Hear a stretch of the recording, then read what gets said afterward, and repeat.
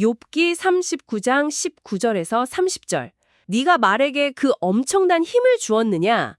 말의 목에 멋지게 찰랑거리는 갈기털을 네가 입혀 주었느냐? 네가 말에게 마치 톡톡 뛰는 메뚜기처럼 가볍게 뛰어오르게 하였느냐? 말이 힝힝 내뿜는 크고 씩씩한 콧소리는 정말 두려울 정도란다. 말은 골짜기에서 거칠게 발굽으로 땅을 파헤치며 자기의 넘치는 힘을 기뻐하고 무서운 무기를 든 군인들을 맞이하러 쏜살같이 앞으로 달려나가지. 아무리 무서운 전쟁터라도 전혀 두려워하거나 겁내지 않고 날카로운 칼이 눈앞에 있어도 절대로 뒤로 물러서지 않는단다.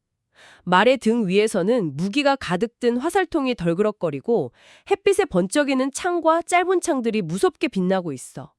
말이 씩씩거리며 사납게 달려가면 마치 땅을 통째로 꿀꺽 삼킬 듯하고 진격하라는 나팔 소리가 울려 퍼지면 가만히 서 있지 못하고 당장 뛰쳐나간단다. 나팔 소리가 울릴 때마다 힝힝하고 크게 소리를 지르며 아주 먼 곳에서도 전쟁의 냄새를 맡고 대장들의 큰 호령 소리와 군인들의 외치는 소리에 귀를 쫑긋 세우지. 매가 하늘 높이 떠올라서 남쪽을 향해 넓은 날개를 쫙 펴고 날아가는 것이 설마 네가 지혜를 가르쳐 주었기 때문이겠느냐? 독수리가 하늘 높이 떠올라서 아주 높은 곳에 튼튼한 둥지를 짓는 것이 어찌 내가 그렇게 하라고 명령했기 때문이겠느냐?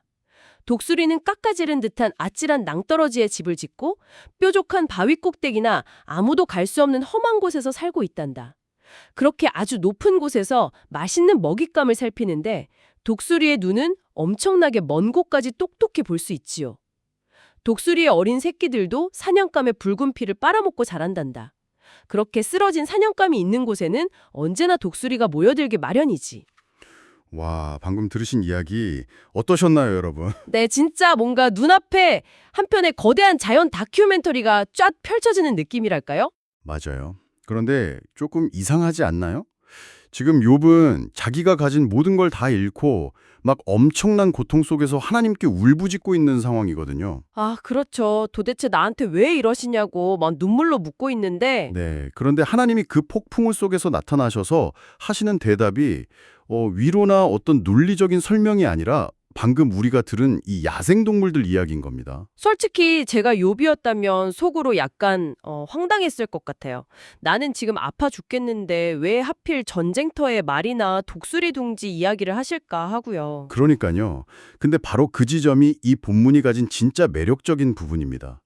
하나님은 욥의 고통을 무시하신 게 아니라 오히려 그 욥이 갇혀 있는 좁은 시야를 우주적이고 창조적인 차원으로 막 넓혀주고 계신 거거든요. 그 전쟁터의 군마를 한번 생각해 볼까요? 네네, 막 무기를 든 군인들을 향해 쏜살같이 달려나간다고 했죠. 맞습니다. 고대 시대의 군마는 지금으로 치면 최첨단 탱크 같은 건데 기계가 아니라 살아있는 생명체잖아요. 생명체의 가장 기본 본능이 뭘까요? 뭐 당연히 생존 아닐까요? 위험한 게 있으면 피하고 칼이나 창이 보이면 흠칫하고 도망치는 게 본능이죠. 바로 그거죠. 그런데 방금 본문에 나오는 말은 날카로운 칼이 눈앞에 있어도 절대 물러서질 않아요. 나팔 소리가 울리면 막 피가 끓어서 가만히 서 있지를 못합니다. 아, 본능을 완전히 거스르는 용기네요. 네, 이 경이로운 용기를 도대체 누가 주었느냐? 하나님이 이렇게 묻고 계신 겁니다. 사람은 말에게 안장을 얹고 채찍질은 할 수 있어도 그 두려움을 삼켜버리는 본질적인 불꽃, 그 용기 자체를 심장 속에 창조해낼 수는 없으니까요. 와, 진짜 그렇네요. 제가 종종 우리 어린이 여러분한테 장난감 로봇으로 비유를 하거든요. 우리가 아무리 멋진 로봇 장난감을 정교하게 조립하고 프로그래밍을 할 수 있어도 그 로봇한테 진짜 심장이 뛰는 용기를 줄 수는 없잖아요. 네, 진짜 살아있는 심장을 줄 수는 없죠. 맞아요. 로봇은 우리가 버튼을 누르는 대로만 움직이니까요. 말의 그 뜨거운 콧김이랑 두려움 없는 심장은 오직 창조주만이 주실 수 있는 생명의 신비인 거네요. 정확합니다. 그리고 그 뒤에 이어지는 매와 독수리 이야기도 완전히 같은 맥락이에요.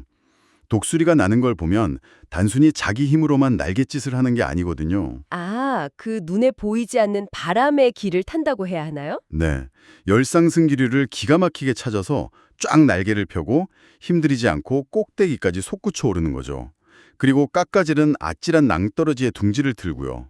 아무도 가르쳐 주지 않았는데 그런 건축공학이나 생존 전략을 안다는 게 참 신기해요. 게다가 그 엄청나게 먼 곳까지 똑똑히 보는 시력은 또 어떻고요.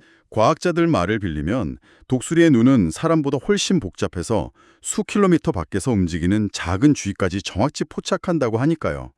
하나님은 지금 욥에게 인간이 도달할 수 없는 그 지혜와 시야가 다 하나님의 완벽한 섭리 아래에 있다는 걸 보여주시는 겁니다. 아, 그러니까 고통 속에서 허우적거리면서 자기 앞의 문제만 보던 욥에게 일종의 드론 뷰를 띄워주신 거네요. 하늘 높이 나는 독수리의 시선으로 말이죠. 맞아요.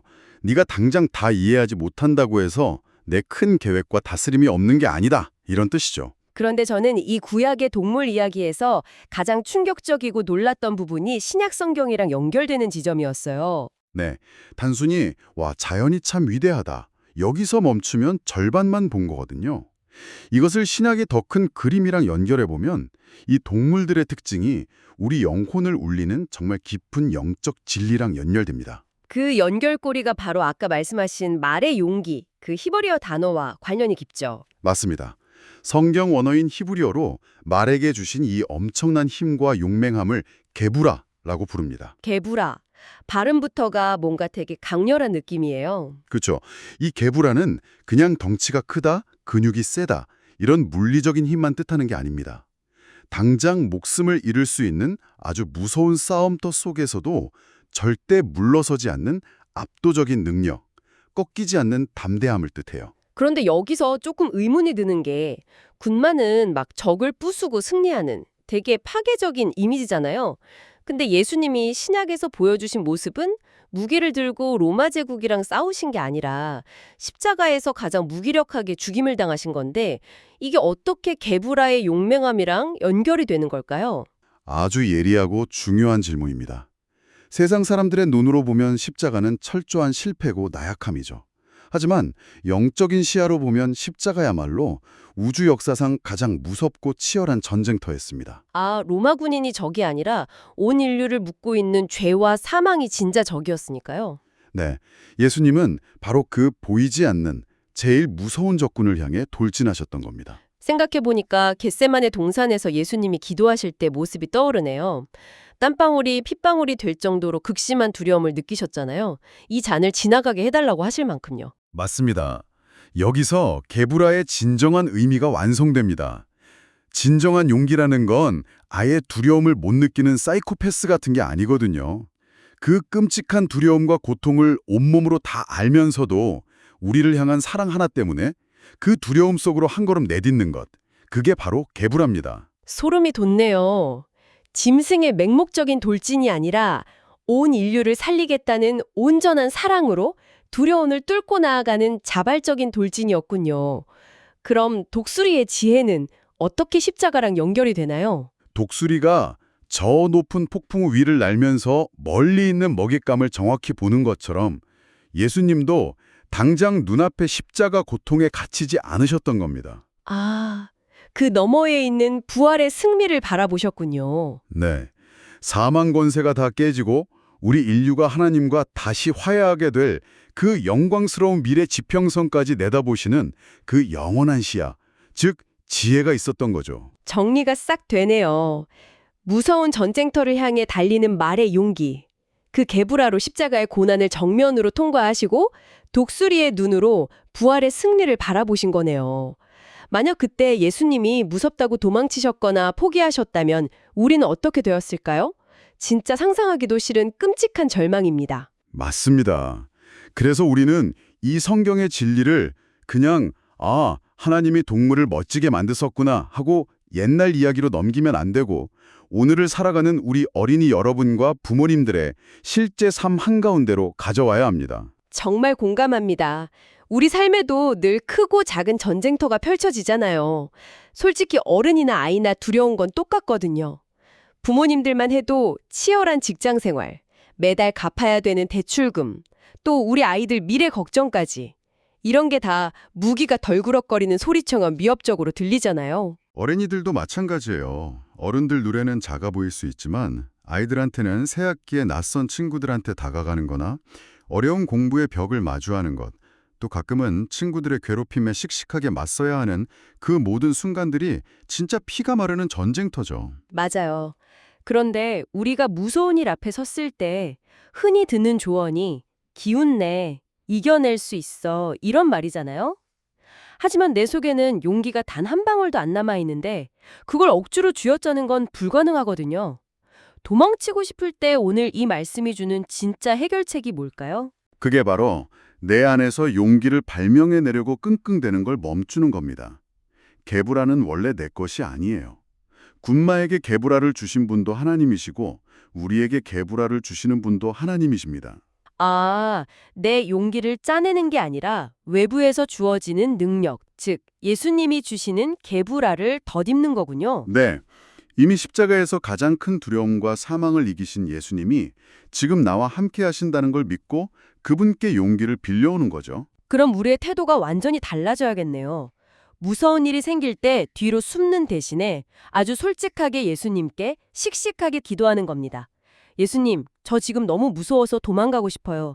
하지만 십자가를 향해 걸어가셨던 예수님의 그 계부라를 제 마음에도 부어주세요. 그리고 독수리의 눈으로 이 문제 너머를 볼 수 있게 해주세요. 하고요. 완벽합니다. 그 기도가 핵심이에요. 하나님의 지혜와 용기를 구하는 기도는 그냥 막연한 자기 최면이 아니거든요. 두려움에 압도당해서 바닥만 보던 우리의 시선을 들어서 영적인 열 상승 기류를 타고 하늘을 보게 만드는 일이죠. 와, 이거 정말 가슴 벅찬 이야기입니다. 매일 아침 눈을 뜰 때마다 우주를 창조하시고 사망을 이기신 분에게 계부라가 나와 함께한다. 이렇게 생각하면 하루하루가 그저 버티는 고역이 아니라 진짜 방당하고 기쁘게 걸어가는 믿음의 모험이 될 것 같습니다. 그래서 이 시점에서 우리는 이 깊은 탐구를 듣고 계신 여러분께 일상을 흔들어 깨울 수 있는 중요한 질문 하나를 던지고 싶습니다. 한번 스스로의 삶을 정직하게 들여다보십시오. 여러분의 삶에서 너무 두렵고 피하고만 싶었지만 이제는 예수님이 주신 계부라의 용기를 내어 씩씩하게 부딪혀야 할 여러분만의 전쟁터는 어디입니까? 아, 나만의 전쟁터요? 네. 어긋난 가족 관계를 회복하기 위한 껄끄러운 대화입니까? 아니면 실패할까 봐 시도조차 못했던 새로운 도전입니까? 그곳에서 개미의 시야를 벗어나 독수리처럼 멀리 내다보는 지혜를 발휘한다면 여러분을 짓누르던 그 상황에 어떤 놀라운 변화가 일어날까요? 자, 이 깊은 탐구를 마무리하며 여러분에게 묻습니다. 여러분은 오늘 무엇을 결심했나요? 용기와 지혜를 주시는 참 좋으신 하나님 아버지, 오늘 씩씩한 말과 하늘을 나는 독수리 이야기를 통해 하나님의 크고 위대하신 능력을 깨닫게 해주셔서 참 감사합니다. 십자가에서 무서운 고난을 이기시고 승리하신 예수님의 사랑이 저의 마음속에 늘 가득하게 해주세요. 저에게 캄캄하고 무서운 일이 찾아와도 절대 뒤로 물러서지 않게 도와주시고 독수리처럼 넓게 바라볼 수 있는 지혜를 주셔서 지혜롭게 이겨내게 해주세요. 언제나 저에게 가장 크고 놀라운 능력을 부어주시는 예수님의 이름으로 기도합니다. 아멘. 조이, 독수리처럼 하늘 높이 힘차게 날아오르는 멋지고 씩씩한 하루 보내렴. 할아버지의 다음 성경 이야기도 많이 기대해 주렴.